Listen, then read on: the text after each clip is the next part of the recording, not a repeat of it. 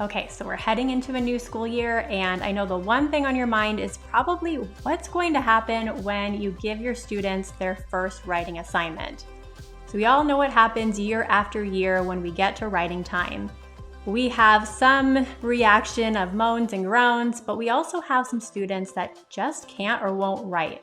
So in this video, we're going to talk about the simple things that you can do during the first couple weeks of school to not only know what struggles your students are going to have before you actually get to that writing unit or that assignment, but also prepare for those struggles and set your students up for success.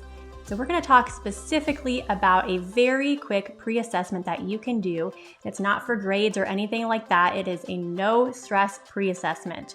But this is going to help you prepare your lessons better for your students so that you don't have as many complaints from them about writing and you don't have quite as many struggles as you normally do. And because I want to make sure that this is something that's easy for you to put into place in your classroom, I'm going to give you the pre-assessment and I'm going to give you a really nifty spreadsheet to record everything at the end of this video. So make sure you watch the whole video until the end and I'll let you know how you can get those resources.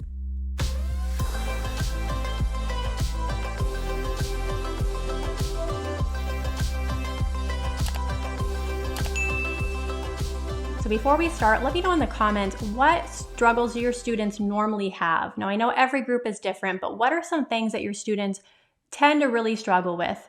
And I know that a lot of you are going to tell me the same thing, which is that they struggle with getting started or writing for extended periods of time. So I promise you that we're going to talk about that. That's going to be a pretty big focus in this video because I know it's something that we're really struggling with. But I love to hear from you all, so please take a moment, just pause the video and let me know in the comments what your students are struggling with. And I'll make some new videos too to cover additional struggles if it's something that I don't go over in this one. So let's talk about the first week of school. I don't know what you do the first week of school in writing. Maybe you don't do writing at all just because you don't have time, or maybe you do a fun activity to get to know your students. So there's a missed opportunity there if you do a fun writing activity for your students, because there's a simple way to take that activity and learn from it and plan from it. So what I tell teachers the best thing to do at back to school is spend the first 5 days just with 10 to 15 minutes of journaling time every single day. Choose really fun journal prompts for students. Try to make sure it's something that they can relate to or they're excited about because you want to set them up for success. And if you have a lot of students who really struggle with reading and writing and they're below grade level, or they're English language learners, or you have a lot of special education students, using picture prompts are really great as well. So I'm not talking about necessarily giving a pre-assessment that involves the students answering multiple choice questions, writing full essays. Those things are too stressful for back to school. And they're really stressful when you're starting to introduce writing to your students and they already don't like writing. So we're going to say no formal assessments, but we're going to have our students journal every single day for 5 days. And then have them keep that journaling together, whether it's in a notebook or you staple the pieces of paper together, or you have them turn it in all in one Google Doc. Because what you want is all of those samples put together so that you can have a stack of those samples and you can peruse those samples to look for a few key things that are going to help you plan the second week of school and beyond. So when you get your student samples from the 5 days of journaling, you're going to do something really simple. You're not going to go through the rubric and grade it and put grades in the grade book. You're not doing that. You're going to be looking through your student samples for a few key things. And these key things are really going to help you and your students prepare for the actual first writing unit that you're doing. In addition to that, it's going to help you plan throughout the year things like writing conferences, writing interventions, and any lessons that you're doing. You're going to need to modify those in some way likely, and it's going to help you plan that as well. So let's take a look at a few things that you're going to be looking for in your students' writing. We have 3 key categories here. We have big picture items, and these are items that you're noticing that your students are struggling with whole group. And these are items that you should start to address before you even get to your first unit. And you'll address these whole group, whether it's through a lesson or it's through working on your students with specific organizers, discussing it with them, starting to reteach this skill. There's a lot of different ways to do it. So we'll go into specifics, but I want to show you, this is the spreadsheet I'm going to give you.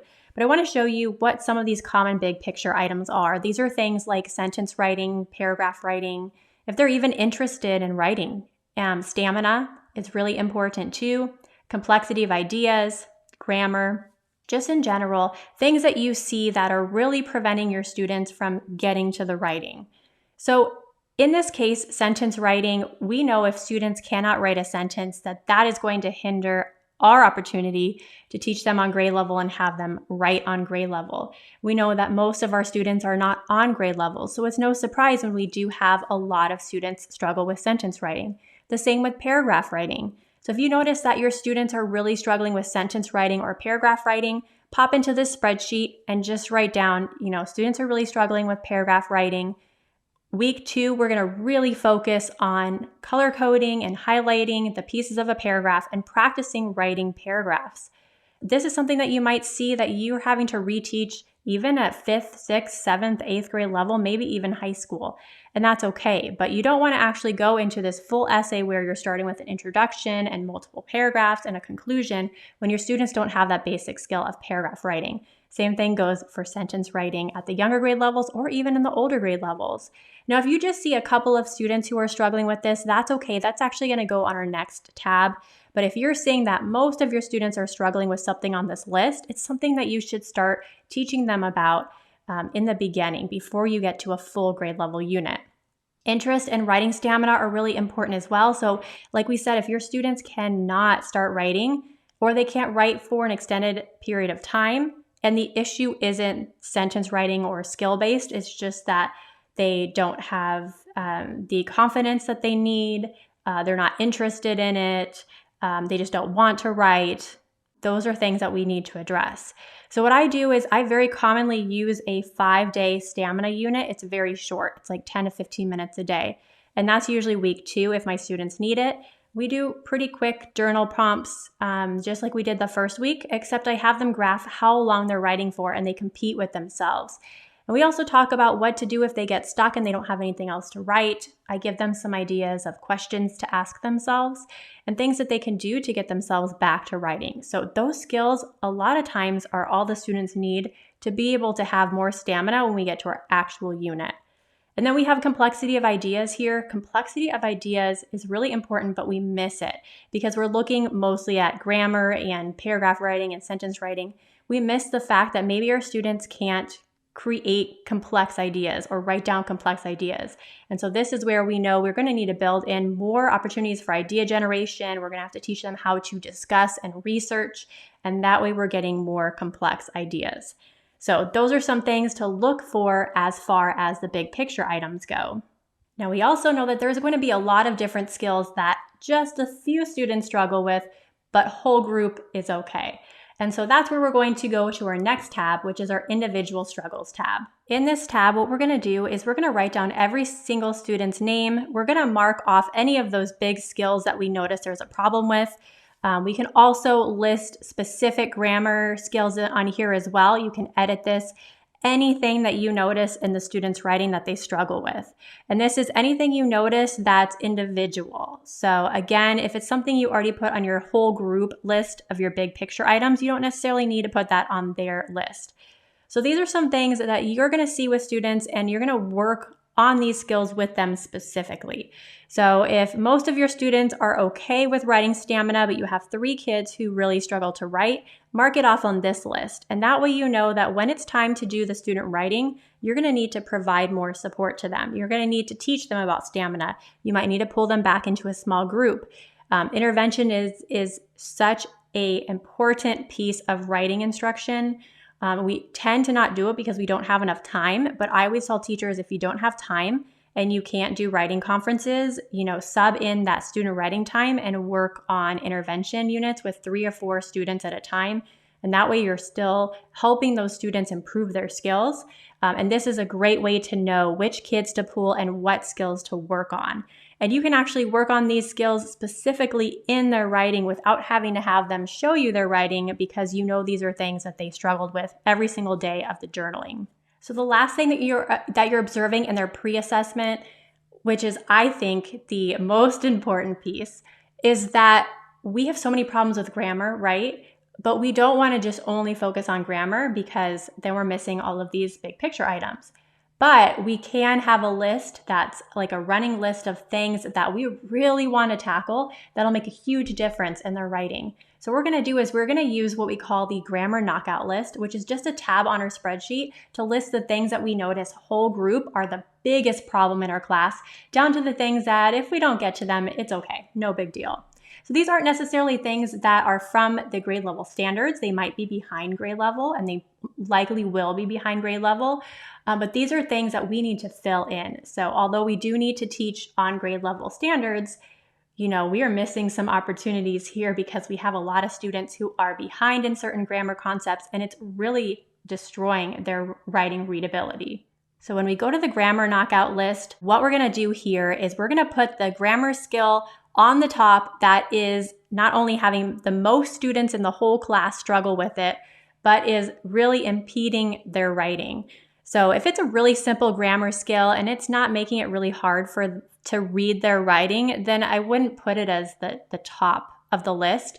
But if it's something like punctuation or capitalization or fragments and run-ons, and you're seeing that whole group over and over and over again when you read through their journaling, put it at the top. And this is just going to be your wish list of things you want to work in throughout your writing units or you want to focus on.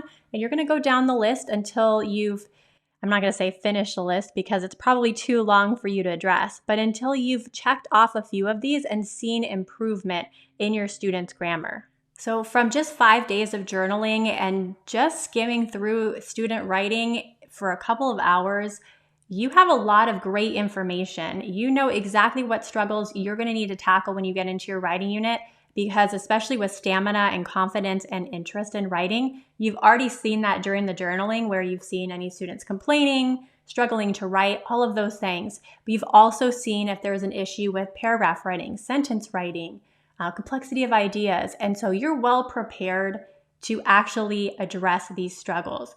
But let's talk about what that means to address these struggles, because you do have writing units that you have to teach. So you can't really spend weeks and weeks just specifically focusing on these struggles. And you can't really worry about teaching them separately because they're things that happen within the writing process. So how do you actually make modifications in your writing to help with these specific issues?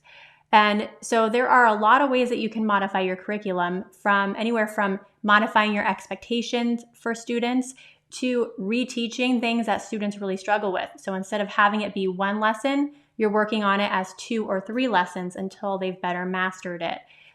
Chunking things into smaller bite-sized pieces because you know it's something they're going to struggle with, especially if it's something that's on grade level, but they've been doing every year since 2nd or 3rd grade. You may need to backtrack, make it shorter, and make it as a smaller chunk, and have your expectation be something like writing a sentence instead of a paragraph, or writing 1 paragraph as a body paragraph instead of 2 or 3. And so these modifications will help your first units go a lot smoother. You can also prepare to modify in other ways, such as creating sentence frames or paragraph frames for your students if you know they struggle with those skills. So you can still teach them to write on the topic that you're supposed to teach them to write about, but maybe you're creating a sentence frame or paragraph frame to show them exactly how to do their writing and just have them fill in that blank essentially. And that will help scaffold the lesson for them so that they're still doing that grade level lesson, but they are able to get a little extra support and practice in that skill that they really struggle with. This is a whole group thing. You can include lots of whole group modifications, especially visuals, simple graphic organizers, anything that's very structured and anything that gives them specific examples will be helpful for all your students. Now, for students that are in those individual struggles and it's just like 2 or 3 of them and you don't necessarily have the time to address that whole group, what you want to do there is use some of that student writing time to pull those students into a small group and work on those skills with them. And I know it takes from their writing time, but if they're really struggling in their writing time, they need that extra support and intervention. You can actually have them use that intervention in their writing piece, but as long as you're modifying the expectation, so maybe those students are working on 1 body paragraph instead of the other students are working on 2 or 3, then that way they still have ample time to work on their piece, but they're still getting that extra practice and support so that they can write one solid, awesome paragraph. And I always, always, always make sure that the second week of school is set aside for anything huge that I need to address before we go into our unit. Things like writing stamina, interest, confidence. I want to take the time to ease my students into writing and make sure that they're able to write for extended periods of times. They're enjoying it, knowing that I love writing and we're doing fun prompts and that they should love writing, and then it's going to be a positive experience. It's not going to be something that's going to be very stressful in my classroom. So I always spend that second week really focusing on one or two of those big picture items. And sometimes it's paragraph writing and I'm just reteaching it and showing them color coding. But I just want to make sure that I focus on that at least for the second week of school so I can ease them into the writing. And we don't have a lot of time for writing, but we still end up being able to do all of our writing types throughout the year. But taking it slow and making sure we know where the students struggle, what we're really going to need to modify and reteach is the best way to see your students enjoy writing and actually grow as writers. So if you're interested in getting this really quick and easy pre-assessment of 5 journal prompts that you can use in your classroom the first week of school and the awesome spreadsheet that I showed you, just go to the link in the description. I'm going to share this link with you so that you guys can download these resources, use them in your classroom. Let me know how it goes in the comments, or let me know what your plan is in the comments. And if you really love this training and you're really excited about the pre-assessment and the free resources, please give me a thumbs up. Make sure you subscribe to my channel because I'm bringing free resources every single week like this so that I can help you and your students really enjoy writing and other subjects as well. Thanks so much for watching this video. If you have any questions at all, post them in the comments. I'm here to help you and your students with writing. And make sure you also check out Simplify Writing. Link is in the description. It's an awesome curriculum if you're looking for a way to help better differentiate for your students and fill in those gaps that all of our students have. All right, I'll see you in the next video.